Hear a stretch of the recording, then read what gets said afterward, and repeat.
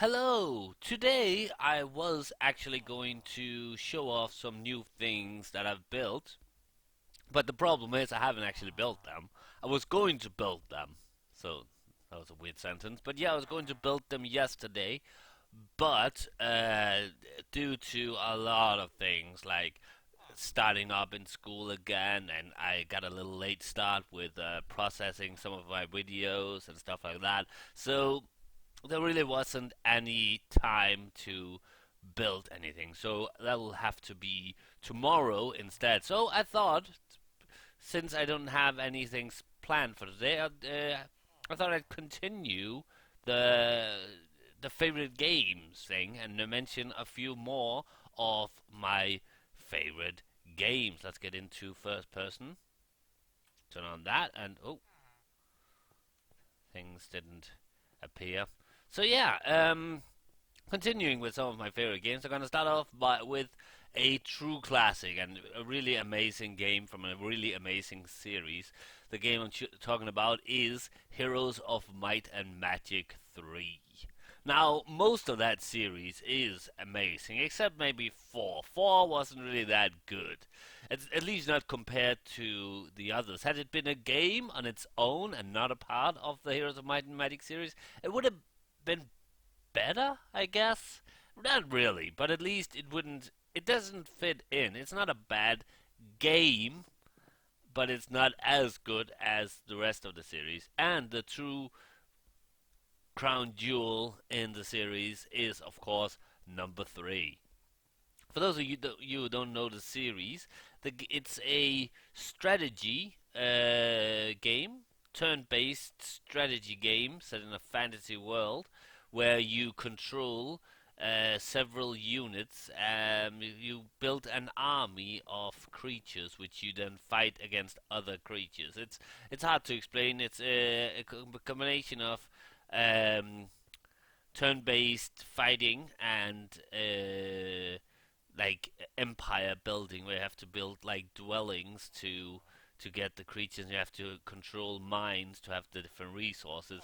It's an amazing game, and like I said, the entire series, which is there's 6 of them right now. The entire series minus 4 is just amazing. But the one that really did the most, the one that just was the best, was without a doubt number 3. And I know that most fans of the series agrees with me on that one. I have actually thought about doing a playthrough of Heroes of Might and Magic 3. Nothing decided yet, but it's still on my mind. I'm still thinking about it. Next game is Max Payne, and I guess we could include Max Payne 2 as well. But I'm gonna stick with the original Max Payne for now. I haven't played the third one yet. I own it, but I haven't played it. But yeah, Max Payne was a revolutionary game in terms of action, third-person gameplay. You had your whole jumping through the air, sideways and well backwards and stuff like that, while shooting in slow motion. There's the whole bullet time, and just in general, an amazing game that had a really good combination of action, very fast action-based gameplay, but also at the same time an amazing story. I really loved how the story was told through comics, and really amazing dialogue. It was like almost Shakespearean, the way the dialogue in the game was, the monologue was done. It was really amazing. If you haven't yet played it, you really should, because it's just the cutscenes, which are comics. Those alone makes the game worth playing, but combined with amazing gameplay makes the game legendary. Next up, we have Left 4 Dead 2. Now, most people probably know Left 4 Dead 2. There's not really that much to talk about that, but it's for those of you who don't know it, the few of you, it is a zombie game, a zombie survival game, one of the best in the genre, where you basically have to get from point A to point B through a horde of zombies, picking up weapons and getting ammo and stuff like that. It can be played on your own or with your friends, and though it is the most fun with friends, it actually manages to be almost as good in single player. At least I thought so. And it's just an amazing game. You really feel that you're there. You feel the stress, the frustration, the chaos. It's truly an amazing game. And although Left 4 Dead 1 is as an amazing game as well, nowadays you don't actually need to buy Left 4 Dead 1 because all of the levels, all of the campaigns from Left 4 Dead 1, all of the characters, all of the weapons are now part of Left 4 Dead 2 as well. Now, if only Valve would start making third games, then we could get Left 4 Dead 3. That would be amazing. I would play the fuck out of that game. Um, but yeah, Left 4 Dead 2 is a game that I've spent many hours playing, both alone and with friends. It's truly an experience, and I don't actually think it's that expensive these days. You can probably get it pretty cheap, so I'd say go for it, especially if you're looking for a game to just kick back and play with your friends, and you can play it on various difficulties. So if you want to just have something to do while you're talking to your friends, it can be used. Or if you want something really challenging, that gives a challenge, then that is also possible. Next game, we go to the adventure games. I am a huge fan of the adventure game genre, a genre that is still being made. There's still being tons of adventure games made. Unfortunately, they don't really get that much attention anymore, except for Telltale. And to be honest, that's not really me the way they make games. But the game I'm talking about is The Longest Journey, a game that has been by many declared one of the best games ever. Adventure games ever, that is. It was AdventureGamers.com had a top 100, and The Longest Journey came in third. It's an amazing game that takes place in two different worlds. One, which is a kinda sci-fi, but not really that far in the future, and another world that takes place in a fantasy world. And the really cool bit about it is that the different puzzles that you need to solve in the different world, the different riddles, the different mysteries changes. In the fantasy world, it's more creative. You have to think outside the box, whereas in the real world, the sci-fi world, well, both of them are real.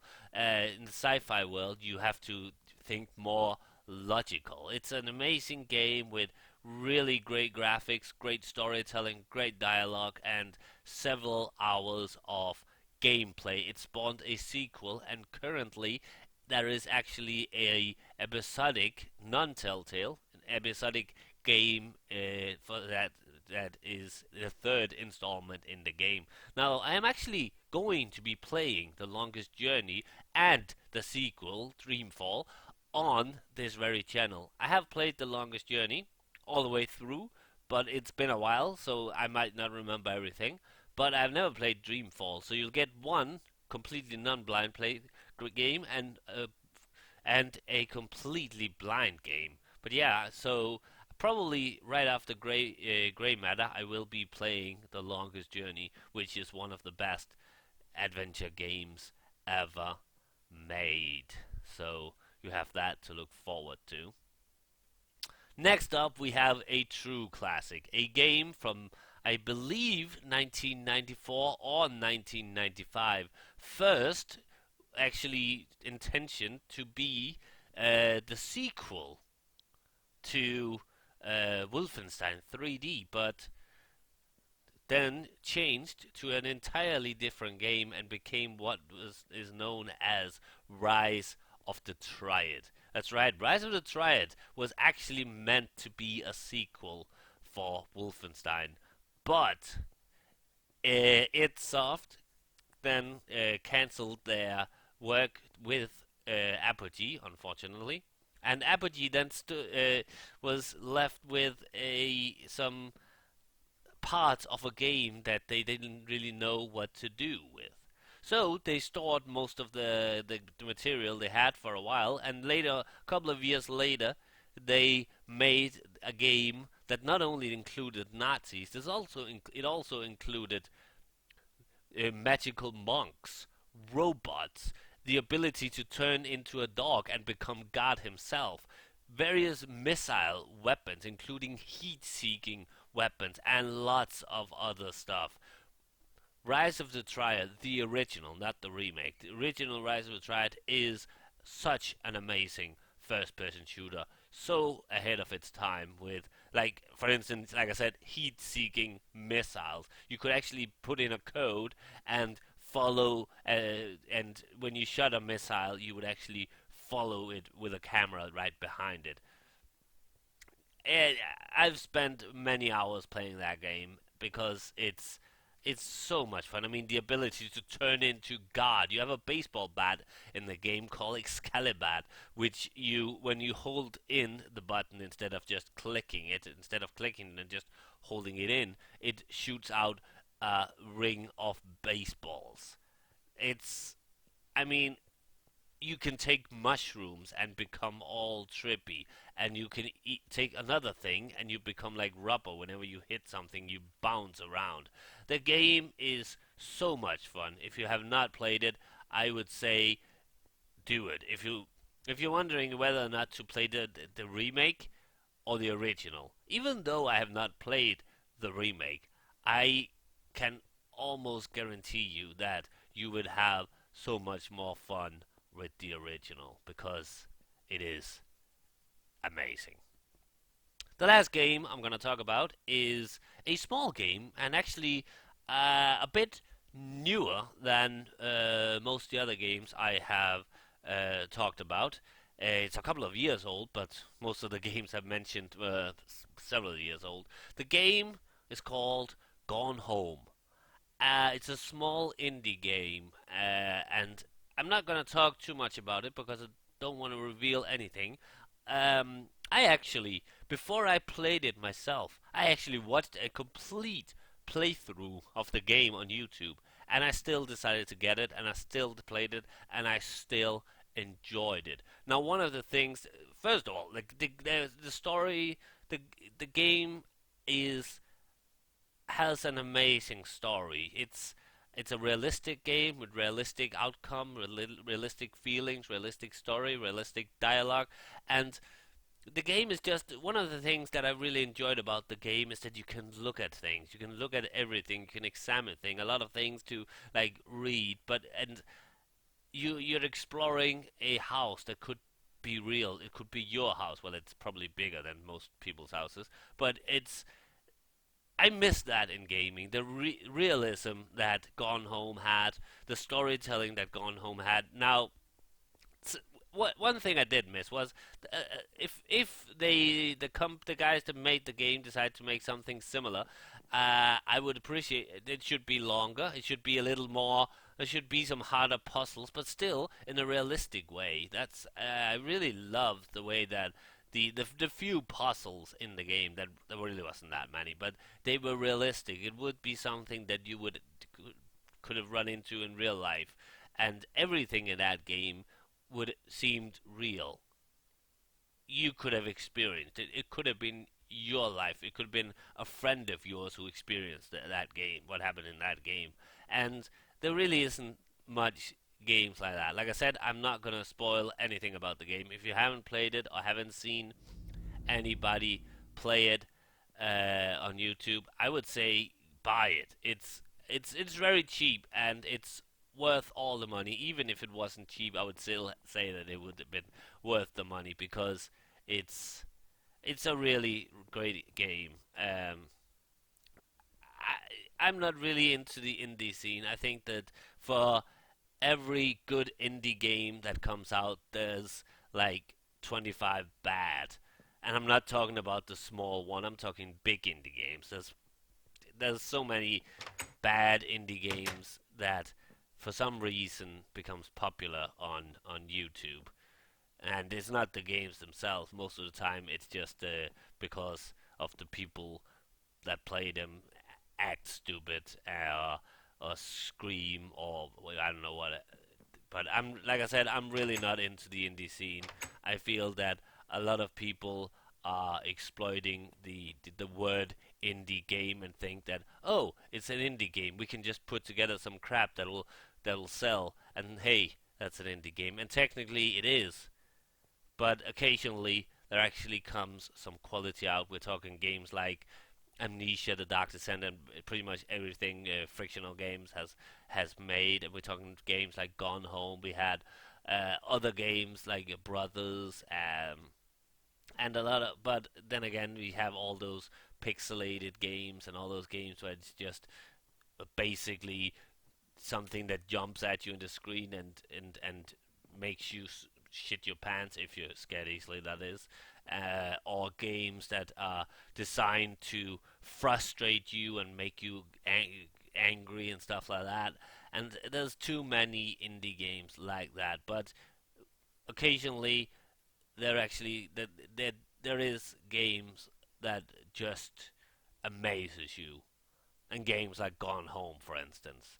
And yeah, and that's all the games I'm gonna talk about today. I'll probably do this again because I like these small game recommendation things because not only do I get to talk about some of my favorite games, you also get to hear about some of my favorite games, and I feel like that teaches you a little bit more about me, and that's a way of communicating.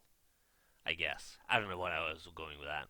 Today's videos are Duke Nukem 3D. We're getting closer to the end of the last episode, the fourth episode of Duke Nukem: The Birth. I think we're like a little over halfway through, maybe not. But yeah, after that, after we're done with The Birth, we will be done with the entire game, the Atomic Edition version. And then I will go back to doing total conversions and user episodes, user levels, and stuff like that. Hopefully, I won't run into the same problems that I did last time, where I just didn't know where the fuck to go.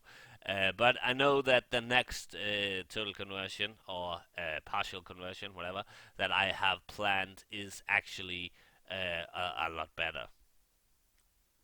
Um, and anything else? I've gained one subscriber today.